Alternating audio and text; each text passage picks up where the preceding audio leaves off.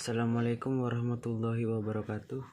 Perkenalkan, nama saya Febrian Nikola Pratama dari kelas 11 ATPH. Saya ingin menceritakan ulul asmi tentang Nabi Nuh alaihissalam.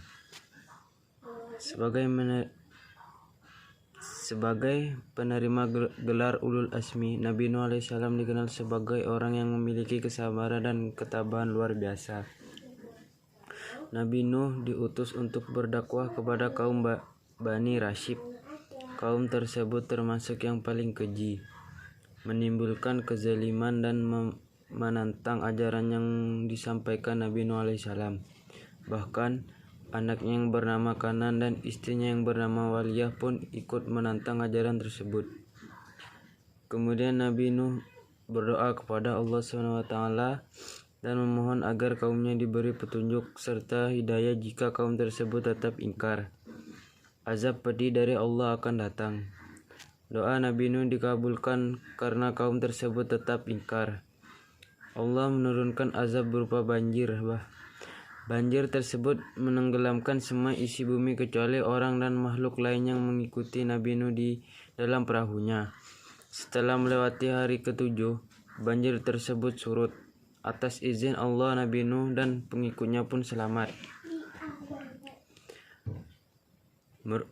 Nabi Nuh alaihissalam merupakan salah satu Nabi ulul asmi, yakni gelar khusus bagi utusan Allah yang tabah dalam berdakwah dan menghadapi pembangkangan kaumnya.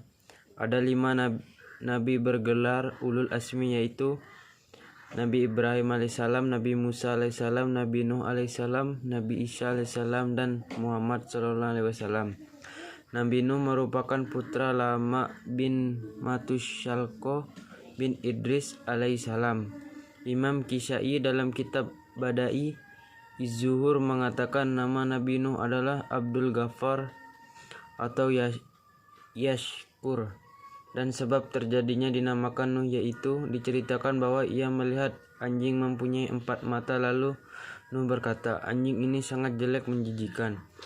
Setelah ingat kata-kata tadi, Abdul Ghaffar terus menangis. Dia menangisi kesalahan dan dosanya. Karena seringnya dia menangis, maka dinamakan dia Nuh, menangis. Nabi Nuh alaihissalam diutus kaumnya di kawasan sungai Eufrat dan Tigris. Di wilayah itu ada raja zalim bernama Dramsyil. Dia adalah manusia yang pertama kali memeras arak dan meminumnya juga. Orang yang pertama kali bermain judi, juga orang pertama kali yang membuat baju dengan dihiasi emas. Dia dan kaumnya adalah penyembah 5 berhala, yaitu Wat, Siwa, Yakhus, Ya'uk, dan Nasar. Berhala-berhala itu sudah disebutkan dalam Al-Quran. Konon berhala-berhala ini dikelilingi 1700 berhala. Pada berhala itu dibuatkan rumah yang terbuat dari marmer yang berwarna-warni. Di setiap satu rumah panjangnya 1000 dziro, begitu juga lebarnya. Berhala-berhala itu ada kursi-kursi yang terbuat dari emas, yang di dalamnya terdapat bermacam-macam perhiasan yang megah, serta ada pelayan yang melayaninya pada siang malam, dan juga mempunyai hari raya yang diperingati setiap tahunnya.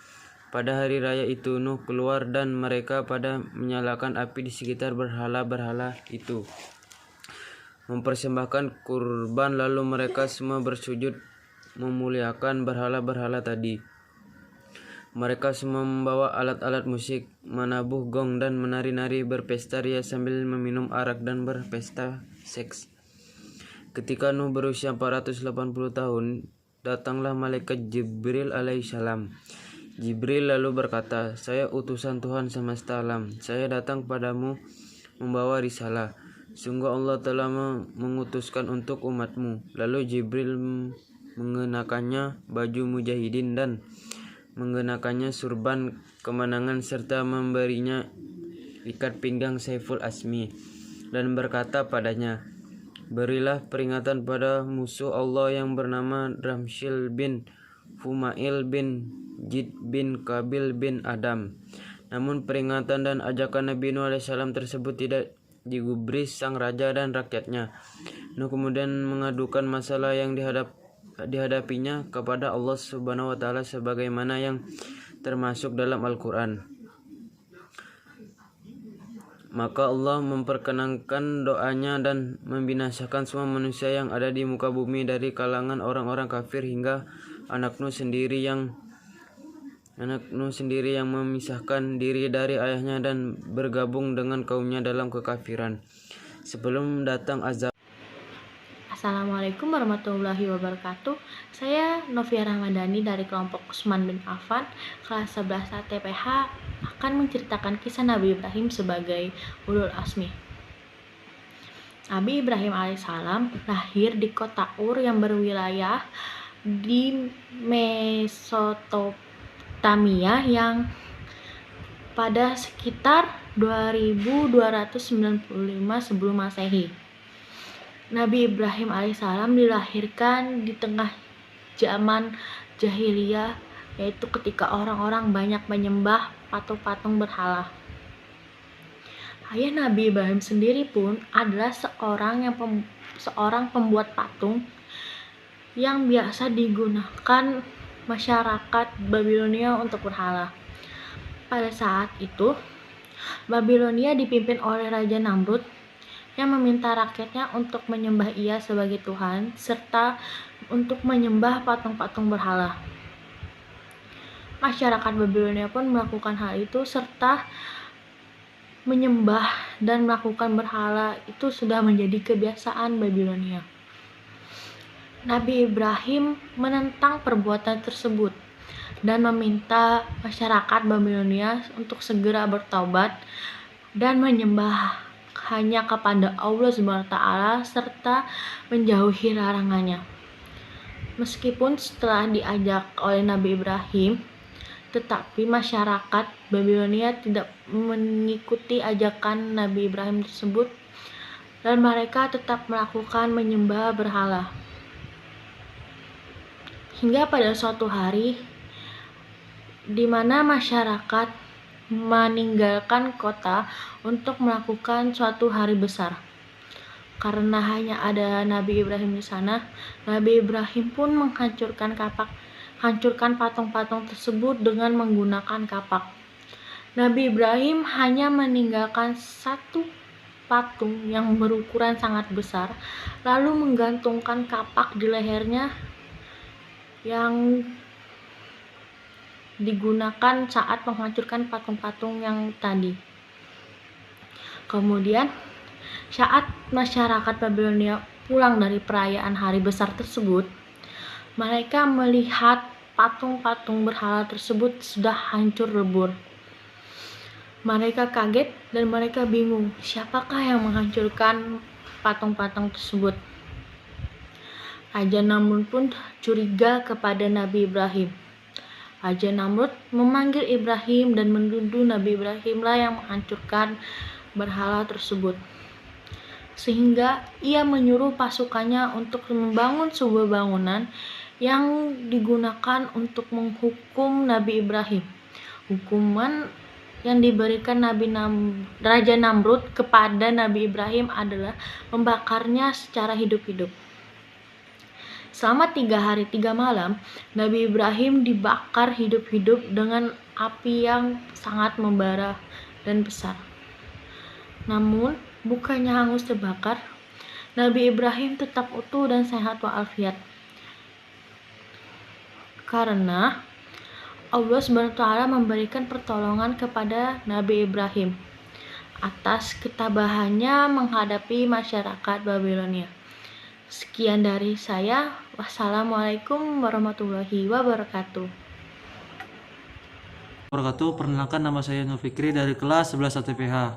Di sini saya akan menceritakan tentang ulul azmi, yaitu Nabi Musa alaihissalam. Saya akan menceritakan lahir hingga wafatnya Nabi Musa alaihissalam. Kisah Nabi Musa alaihissalam telah diabadikan di dalam Al-Quran. Nama Nabi Musa di Al-Quran disebutkan sebanyak 136 kali. Berdasarkan perjalanan Nabi Musa, pada akhirnya diketahui bahwa Allah SWT tidak menyukai perbuatan sewenang-wenang ataupun yang menganiaya orang lain. Itulah sebabnya salah satu perintah Allah SWT kepada Nabi Musa adalah untuk melawan raja yang berkuasa pada zaman itu, yaitu Fir'aun. Nabi Musa alaihissalam merupakan salah satu nabi dan rasul yang dikarunia mukjizat yang luar biasa oleh Allah SWT. Nabi Musa merupakan Rasul Ulul Azmi dan termasuk dalam satu dari 4 nabi yang dikarunia kitab, yaitu kitab Taurat. Kisah Nabi Musa alaihissalam, kisah Nabi Ibrahim dari kecil hingga melawan Raja Namrud. Nabi Musa diperintahkan Allah SWT untuk menyelamatkan kaumnya dari kekafiran. Nabi Musa juga diutus untuk menyadarkan penguasa Mesir saat itu, yaitu Raja Fir'aun yang menganggap dirinya sebagai Tuhan. Sebab kesombongan dan kekejaman Raja Fir'aun itu membuat masyarakat Mesir takut dan tunduk kepadanya. Raja Fir'aun juga tidak segan membunuh bayi laki-laki karena dianggap akan mengganggu kerajaannya. Di dalam Al-Quran, sewaktu bayi Nabi Musa sengaja dihanyutkan oleh ibunya di sungai Nil agar tidak dibunuh oleh bala tentara dan pengawal Raja Fir'aun. Tindakan ibu Nabi Musa dapat saat itu karena mendapatkan ilham dari Allah SWT. Kemudian di hilir sungai, istri Raja Fir'aun justru menemukan Musa yang bersih dan bercahaya, lalu dipungut oleh keluarga Fir'aun. Nabi Musa tumbuh menjadi sosok yang cerdas dan berakal, yang sempurna. Nabi Musa dewasa merantau meninggalkan Mesir menuju Madyan, dan di sana dirinya bertemu dengan Nabi Syuaib alaihissalam, lalu menikah dengan salah satu anaknya. Setelah 10 tahun tinggal di Madyan, Nabi Musa dan istrinya meminta izin kepada Nabi Syuaib untuk kembali ke Mesir. Di dalam perjalanan menuju Mesir, Nabi Musa melihat sinar dan menyala di Bukit Sinai. Di tempat itulah Nabi Musa menerima wahyu pertama kali dari Allah SWT. Nabi Musa mengajak masyarakat Mesir untuk menyembah Allah SWT dan berbuat kebaikan, namun aksi Nabi Musa malah menyulut emosi Fir'aun. Allah SWT menimpa berbagai hukuman kepada Fir'aun seperti musim kemarau panjang yang menyebabkan kelaparan. Allah SWT juga menimpakan angin topan, belalang, kutu, katak, hingga darah untuk Fir'aun. Lalu Nabi Musa beserta pengikut memutuskan untuk meninggalkan Mesir. Kemudian Allah SWT memerintahkan Nabi Musa untuk memukul tongkat ke air laut, dan tongkat itu membelah lautan menjadi 2. Ini adalah mukjizat Nabi Musa yang paling terkenal. Nabi Musa dan rombongan melewati dasar laut yang kering, sementara Fir'aun dan pengikut terus mengejar Nabi Musa. Saat itu Nabi Musa sudah tiba di daratan dan Fir'aun masih di tengah lautan. Allah SWT mengembalikan lautan seperti semula sehingga Fir'aun dan prajuritnya tenggelam di dasar laut. Sekian, terima kasih. Assalamualaikum warahmatullahi wabarakatuh. Assalamualaikum warahmatullahi wabarakatuh. Perkenalkan, nama saya Mita Sapera. Saya dari kelompok Usman bin Affan. Di sini saya akan menceritakan tentang Nabi Isa. Dalam ajaran agama Islam, Nabi Isa alaihissalam adalah seorang nabi yang dilahirkan tanpa seorang ayah. Ia lahir karena mukjizat dari Allah Subhanahu wa Ta'ala kepada Siti Maryam. Ada banyak sekali hikmah dari kisah Nabi Isa yang bisa menjadi pelajaran dalam hidup kita sebagai umat Muslim yang harus meyakini kisah para nabi. Kelahiran Nabi Isa. Nabi Isa dilahirkan oleh Maryam yang belum pernah menikah.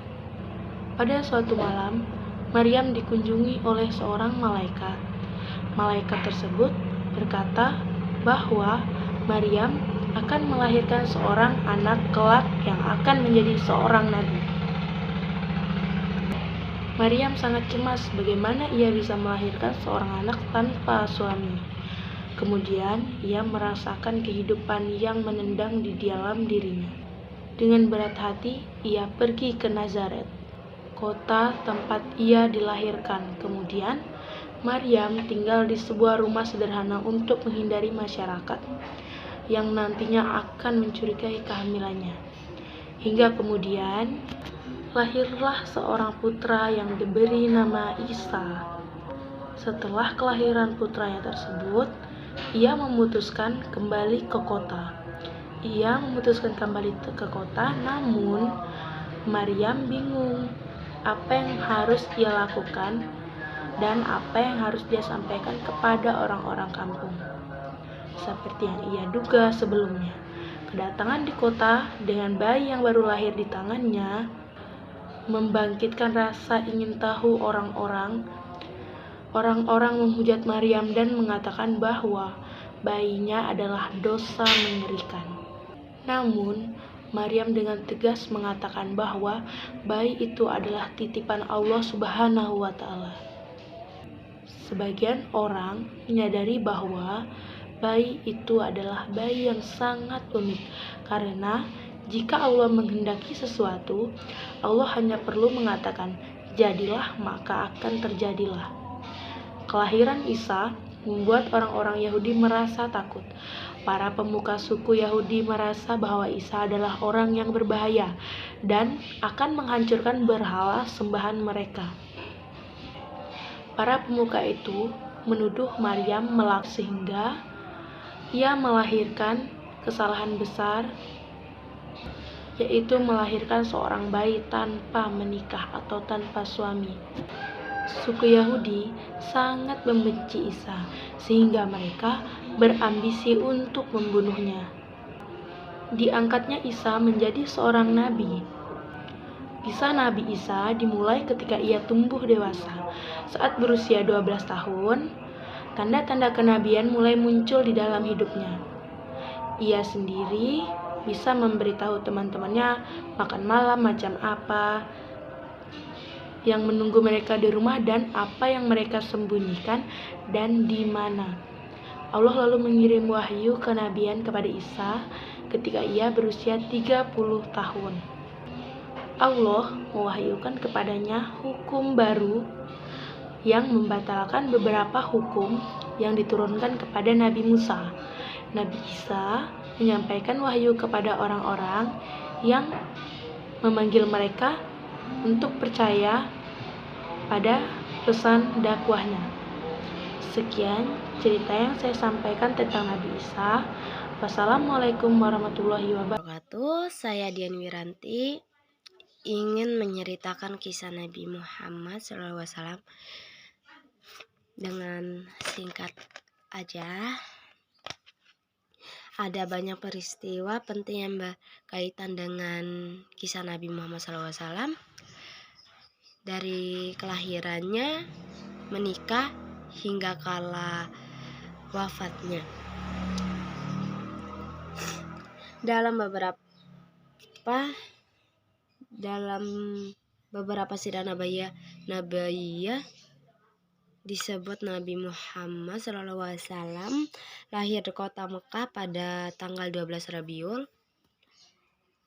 awal tahun Gajah bertepatan dengan tahun 570 Masehi.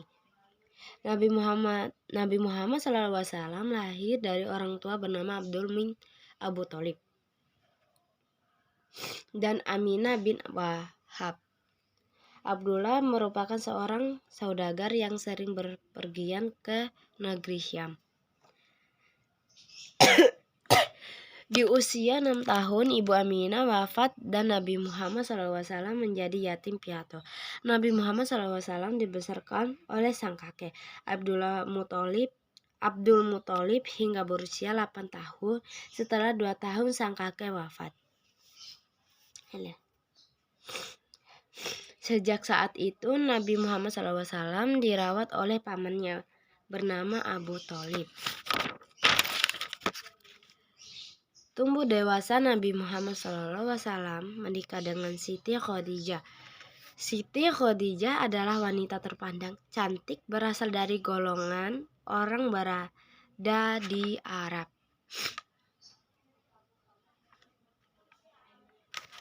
Nabi Muhammad menikah saat berusia 25 tahun. Sedangkan Khadijah saat itu berusia 40 tahun. Nabi Muhammad SAW mendapatkan wahyu saat usia 40 tahun. Nabi Muhammad SAW wafat saat berusia 63 tahun. Beliau mengalami sakit dalam beberapa waktu suhu tubuhnya tinggi dan sampai akhirnya menghembus napas terakhir. Saya Dian Wiranti.